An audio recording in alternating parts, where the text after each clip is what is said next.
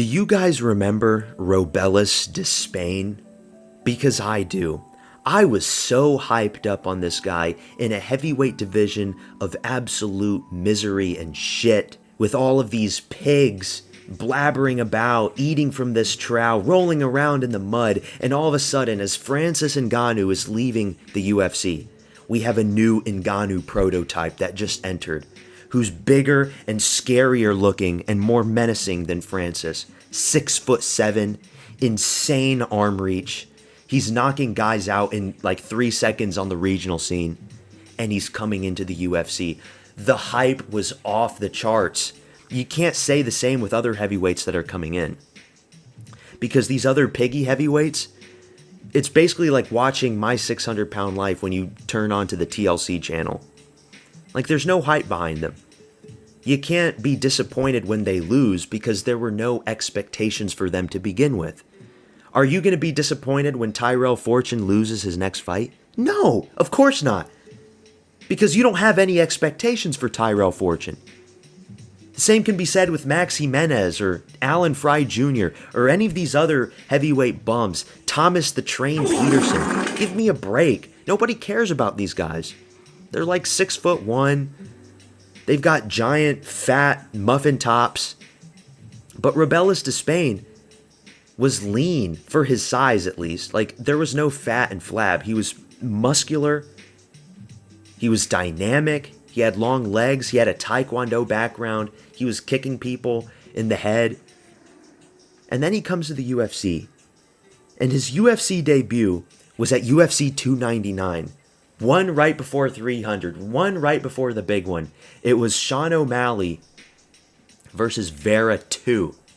And he debuts against Josh Parisian. Do you remember Josh Parisian? This dude was a fucking marauder. This dude was made out of mahogany, 6'4", out of West Virginia.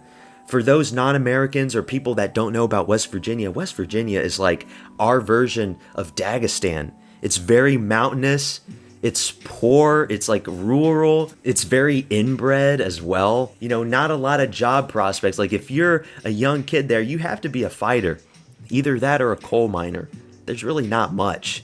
And Josh Parisian, you know, big boy with like Scottish and Irish ancestry. That's most of West Virginia, by the way. You got the mixture of the Scots and the Irish.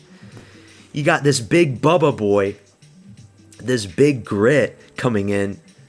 Oh, dude, he's going to knock out Robellis Despain. Wrong. Robellis Despain has the best Looney Tunes knockout. Throws a head kick, falls on his ass, and then as he's retreating, Josh Parisian, charging in like a big boar, gets knocked down by a counter hook. It was beautiful. And this is what made me a fan of Robellis Despain. This is where I knew this guy's going to be a fucking champ. Watch out, Aspinall. Watch out, Volkov. Watch out, Cyril Gahn. We got a new boy. And his nickname was literally the Big Boy. And by the way, I think Robellis Despain versus Volkov would have been a great fight. You don't have to worry about Volkov shooting takedowns in that one. So yeah, he dispatches Josh Parisian, and the hype was off the rails. His next fight, though, this is where it all goes downhill. This is where I became very disappointed in my new idol. He fights Waldo Cortez Acosta. Keep in mind, this was Waldo Cortez Acosta. I think it was right after the Andrei Arlovsky fight. Everybody was hating on Waldo. It was such a terrible fight. It went to decision. You go to decision against the rotting corpse of Andrei Arlovsky, and then you showboat afterwards. Everybody was hating on Waldo. People were rooting for his downfall, and Despain was like a minus 300 underdog, I believe. Can we see? He was minus 250. And I was so hyped up on this, I really thought he was going to knock Waldo the fuck out. Waldo channels his inner Dagestani and lays on top of Robellis Despain for 3 rounds. He cannot defend a takedown worth a shit. Oh no, how could we predict? The guy who's a taekwondo master cannot defend anything on the ground. This is when I was still like I was transforming from semi-casual to a hardcore fan. I still didn't really know like 2 years ago. Now I'm more hardcore. I watch all the early prelims fights up to the main event, even if I don't stream it. But back then I was so short. I was so gullible. I was so naive to the realities of mixed martial arts. And my boy got fraud checked. He got fraud checked bad. But this wasn't the end for the big boy.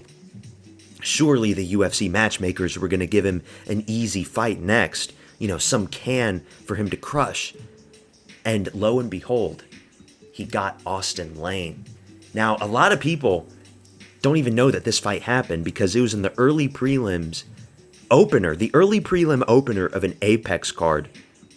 I think it was Anthony Hernandez versus Michel Pereira. So, unless you're a hardcore person, a lot of casuals didn't even know this fight happened. And again, Rebellis Despain opens as a massive favorite. Austin Lane, this is the fucking guy that gets knocked out by everybody. By Mario Pinto, Janata Diniz, Iwo Baranevsky.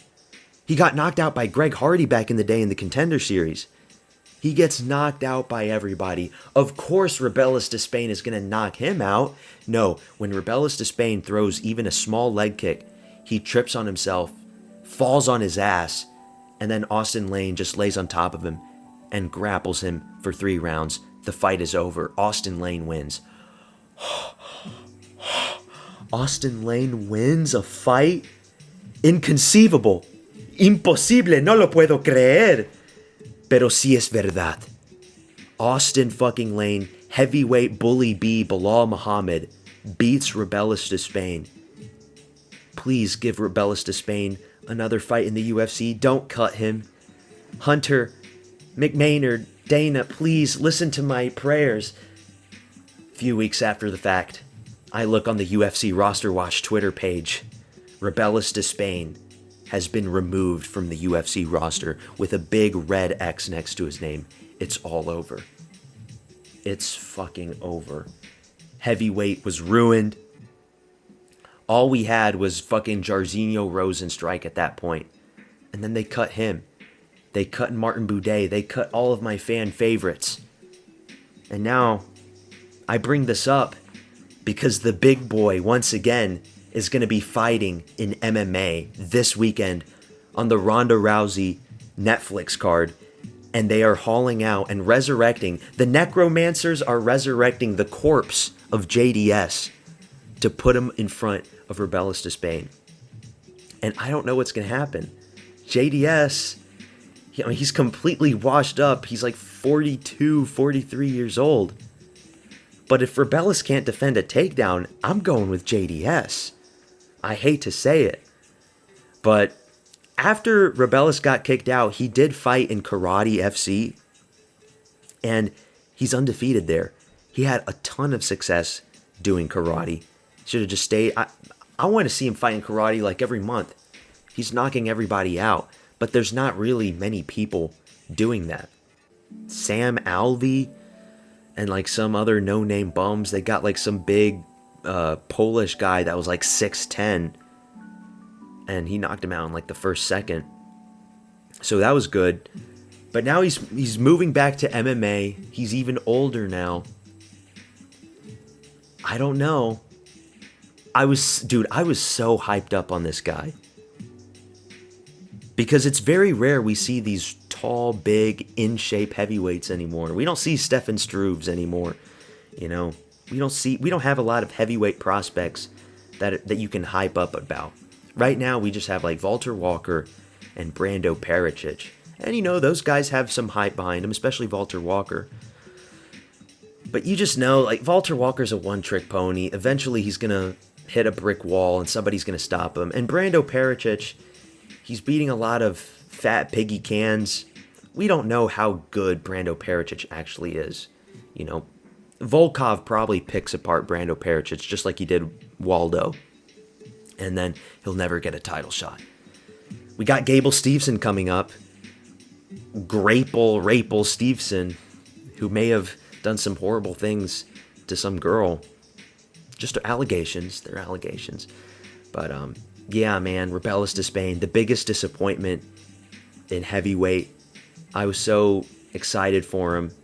Everybody was. Everybody on Reddit, on Twitter, was hyped up on this guy. And he just never really amounted to anything in MMA, which is sad. I was also hyped up on Taliesin Teixeira as well. I like big heavyweights that aren't fat, that are tall, very big and powerful. I like heavyweights that cannot ever hope to fight at 205. I like legitimate heavyweights. If you can cut to 205, or even worse, if you could cut to like 185 like Thomas Peterson could, or some of these other guys, I can never be a fan of you. Because you're always just going to lose to the big guys, so I can't get on that hype train ever because I know you're going to lose.